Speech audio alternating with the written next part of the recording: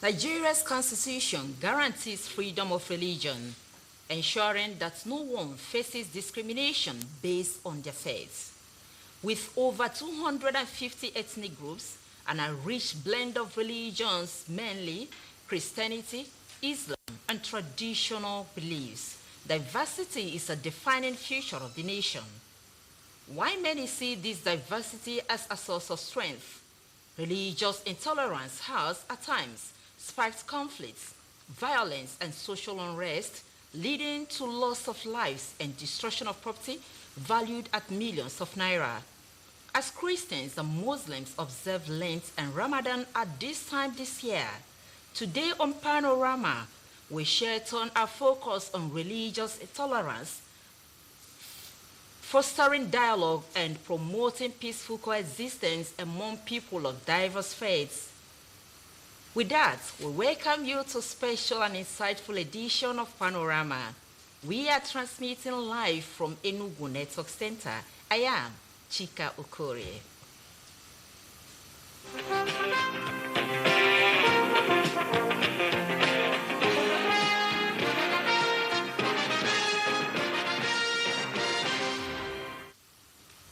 The federal government has converted the Gombe State government-owned General Hospital, Kemo, into a federal medical center. A statement by the Special Advisor to the President's Information and Strategy, Bayo Onenoga, says Kemo Federal Medical Center is the second federal medical institution in the state after the Federal Teaching Hospital in Gombe, the state capital. The Federal Medical Center will serve as a tertiary health hospital, contributing to the training of medical personnel and boast health care services in Gombe State and Northeast generally. According to the statement, Governor Mohammed Inuwa Yahaya had formally requested the takeover of the facility. President Tinubu approved the request, giving the poor maternal and neonatal mortality indices in the northeastern region and other health indicators in Gombe State. The federal government also considered the state government's commitment to improving its health sector, which aligns with the renewed hope agenda. The House of Representatives says it is aggregating the inputs of Nigerians towards enriching the tax reform bills with a view to making them stand the test of time. Chairman House Committee on Finance, James Faleke, stated this as committee members ran up clause-by-clause consideration of the bill. National Assembly correspondent Marta Ikem reports. Expertise. Members of the House Committee on Finance carefully consider each of the 4 tax reform bills, taking into account public input. They identify clauses that require retention, amendment, or revision, with the ultimate goal of ensuring the tax bills align with the public's aspiration for significant reform in Nigeria's tax administration. Through robust discussions and debates, committee members work towards consensus on the bills. All the issues raised have been well considered. We are making our recommendations in our own opinion. So when we do lay the report and the House considers it and approve it with them, we are very sure that it will stand the test of time. Nigerians will be happy. And I think the spirit behind this consolidated tax is to be in tandem with international and global best practices and to promote ease of doing business. There's been no divergence. We've all come together to say this bill must pass because we see it as a sine qua non to the renewed hope agenda of Mr. President. Like other developed countries, if we do a little into how much we can collect in taxes, I think many of all these deficiencies we are having in government, having no money to do some spending, infrastructures and other stuff like that, will be a thing of the past. The committee's objective is to present a comprehensive report that captures the best interests of Nigerians, ultimately refining the tax bills into legislations that will reflect modern realities. Mitaire Ikben, NTA News.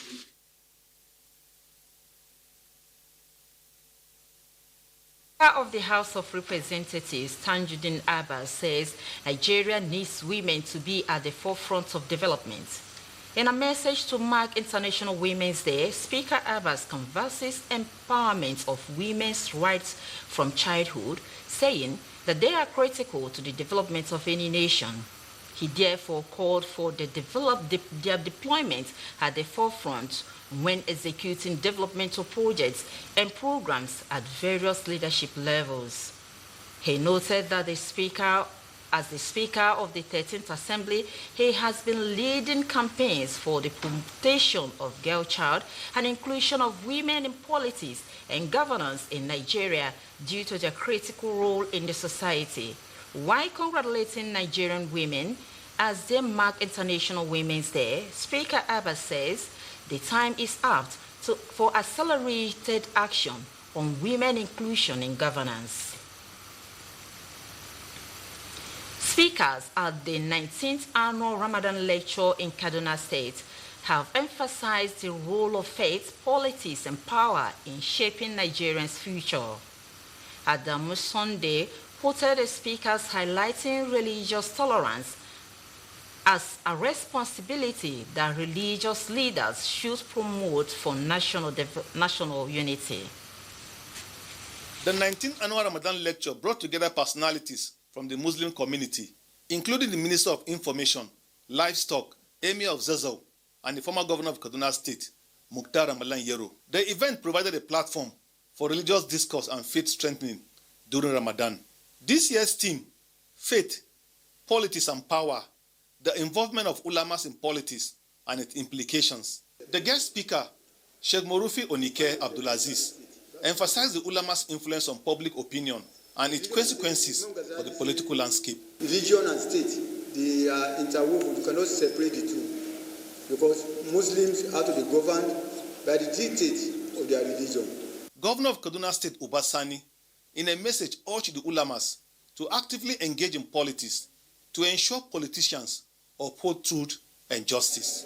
Their involvement and engagement matters a lot to the followers. I think it's a very important, topic and timely.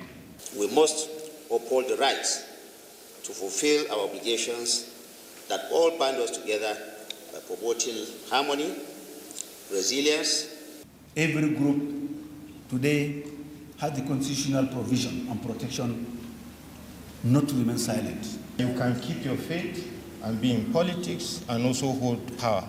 We are proud to facilitate this event, which we believe will continue to promote dialogue, enlightenment, and understanding across the country. And may the blessings of this holy month fill our hearts with peace, love, and unity. The lecture underscored the significance of faith, politics, and power in the lives of Muslims and the unifying power of shared beliefs. In Kaduna, Adamu Sunday, NTA News.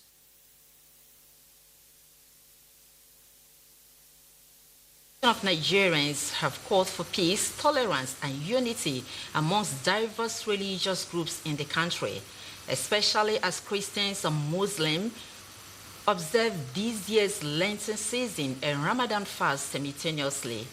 Eukaria Ugu takes a look at the need for religious tolerance among Nigerians. Lent is a period when Christians reflect on their lives and get connected with the 40 days Jesus Christ spent in the desert, fasting, praying, and was tempted by the devil. Lenten season, which heralds Easter, the commemoration of Christ's resurrection after his crucifixion and death on the cross, begins on the Ash Wednesday. Ironically, this year's Lenten season and Ramadan coincided. No doubt, regardless of differences, both faiths provide their adherents opportunity for spiritual renewal of attitude, self-denial, and discipline.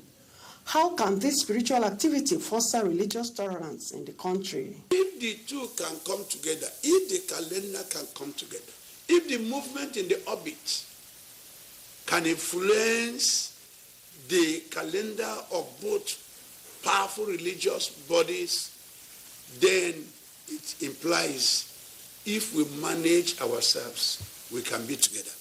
I would like us to understand that let us think of the unity and not of the differences in these two religions, and then become one in action. This entails how we live as a people, how we look at religion from the perspective of God Almighty. It is not by chance that the two Lent and Ramadan coincidentally happened within the month of March.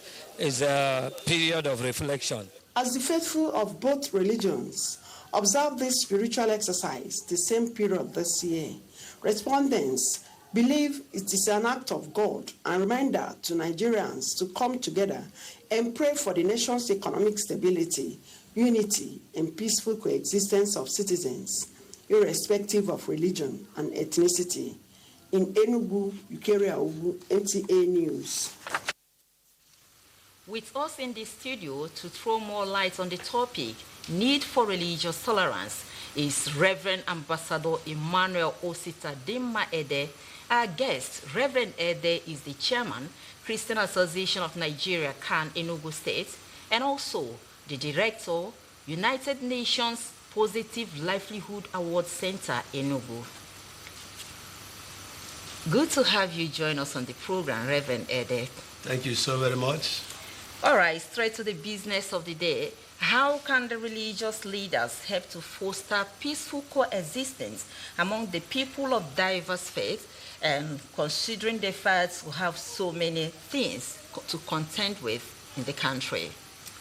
Well, I want to start by appreciating God that Christians and the Christian leaders have been in this business of preaching and promoting, religious tolerance, and also with many forums where dialogue has been, engaged among people of other, faith. And I can tell you that from our national platform, that is the Christian Association of Nigeria, I saw the camp president, Archbishop Daniel Oko, and the other members of the national executive visit the Muslim community I think on the 6th day of the Ramadan fast, and they broke the fast with them to show them the love of Christ, and also to show practically to the entire world how free and how ready Christians are to embrace them, so that there will be peace for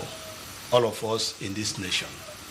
All right. In your own opinion, how do you think that some of these engagements can actually help, like you mentioned, actually help in promoting unity, peace, and development of the entire country? Well, in so many several ways, and each time I have the privilege of, commenting on this kind of subject, I've always said it is high time for Christian leaders and Christianity in Nigeria to be appreciated in a very serious and high way.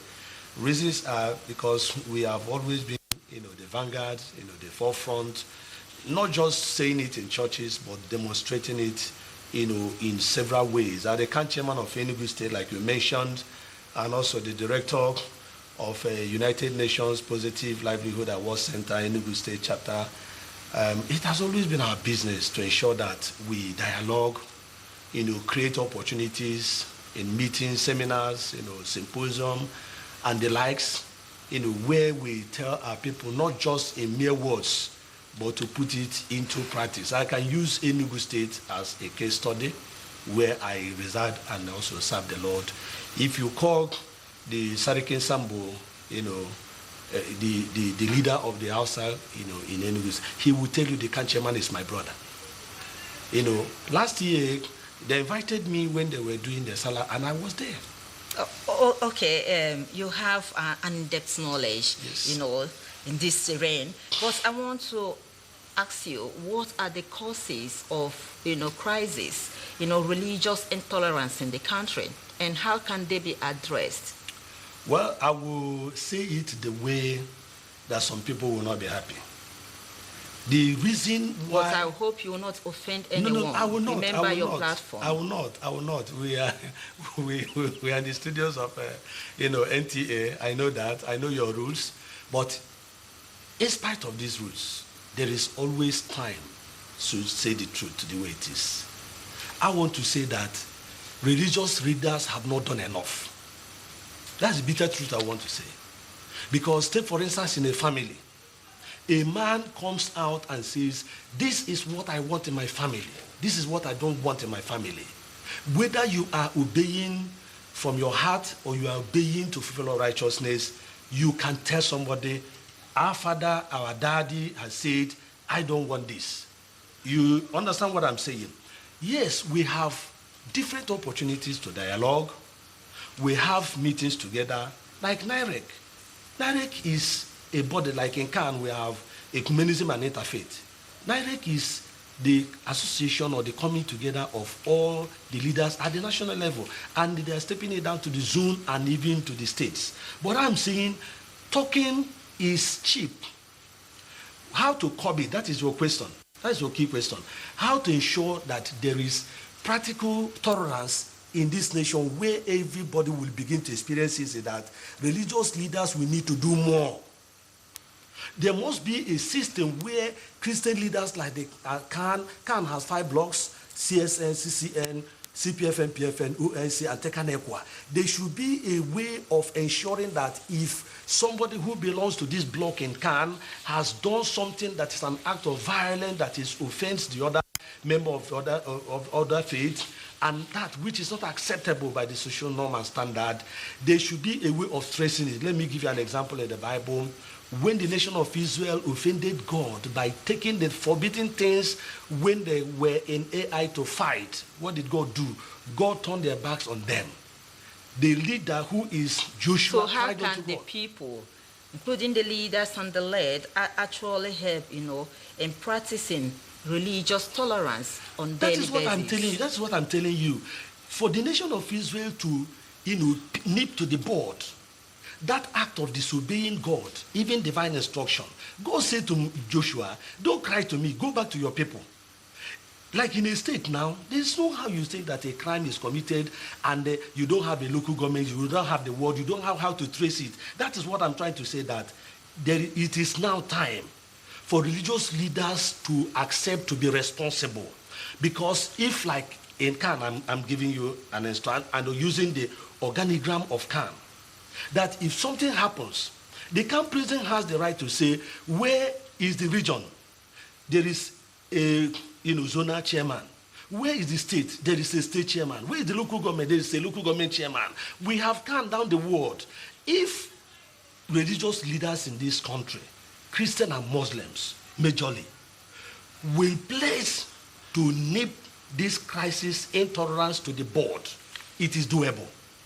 Take for instance, a crisis has broke out in Zamfara. Zamfara is a state. It has a zone. There is a governor there. There are Christian leaders there. There are religious leaders there as well. You get my point. Until we are able to come together and accept that we want to deal with this menace once and for all, we will only keep talking. That's why I said it might be a bitter truth that may offend some people. So you're saying that you're an advocate of interfaith dialogue and resolving religious issues. Of course, you know that I am the director of Enugu State United Nations. So how far have you used your position in this regard? Severally. By next month, by God's grace, we're going to be having meeting of interfaith. At the zonal level, at the end of it, we'll still come to the state level. That's what I'm telling you. And I've used the example, like Enugu State, nobody can ever wake up today or tomorrow. We are trusting God to say there is anything like religious intolerance in Enugu State. Why? I am the chairman of Enugu State, and the leader of Hausa community, Muslim, are my good friend. We work together. So we cannot tell anybody. Reverend, you have so much, but before we let you go, your message to our viewers in a minute. Okay, mine is to say that the peace of this nation should be our collective responsibility. Jesus said we should, seek peace and pursue it so that we'll be able to have a lovely environment where we'll enjoy. Because thank you for your contribution. Pleased to have to cut you here. It's my pleasure. I will be speaking with Reverend Ambassador Emmanuel Ositadema Ede, the chairman, Christian Association of Nigeria in Enugu State, and so many more. However, it's time for us to go for a break, and Panorama continues shortly.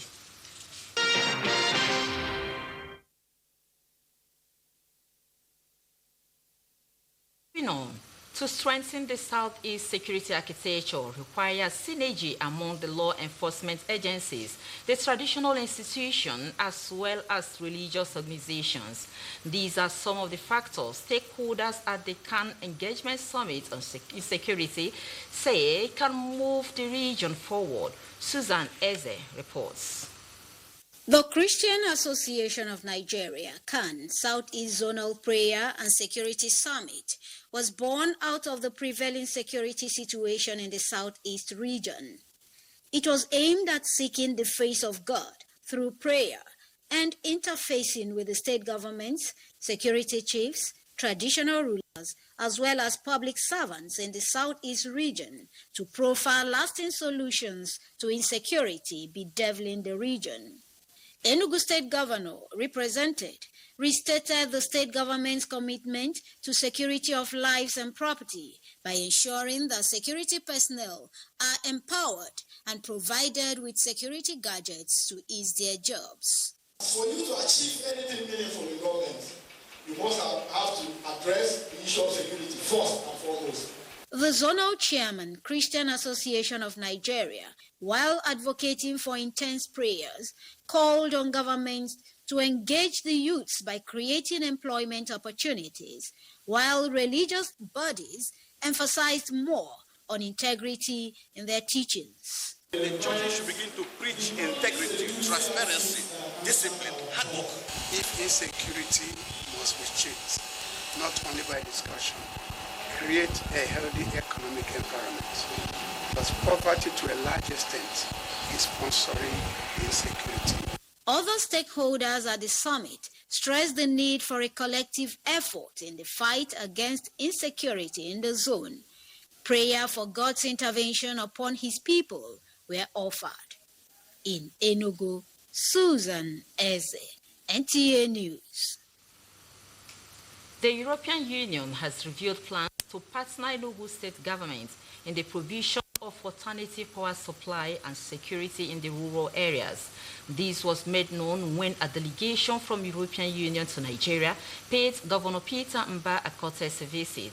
Chika Ugu is our guide. The European Union has over the years played major roles in the development of the nation through partnership with various leadership and civil societies. This visit by a delegation from the Union seeks to strengthen its long-existing relationship with the Enugu State government and discover other key areas for financial intervention. The head of the corporation pointed out that the Union is committed to working with the state government in the provision of 24-hour renewable energy, particularly in primary health care centers, also in the agriculture, education and security sectors.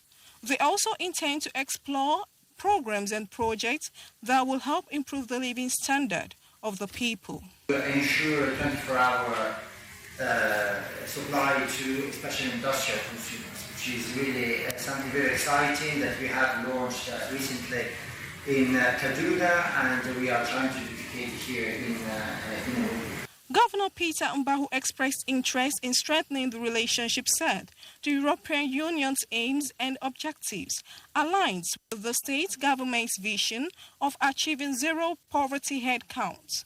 He noted that the grassroots is of particular interest to the present administration. We know how we can structure investment in a manner that is win-win to all parties, whether it's the private sector investor or in this case. The governor is optimistic that the partnership will help bring to fruition the state government's vision of improving the lives of residents. In Enugu, Chika Ugu, NTA News. For stories trending in the sporting world,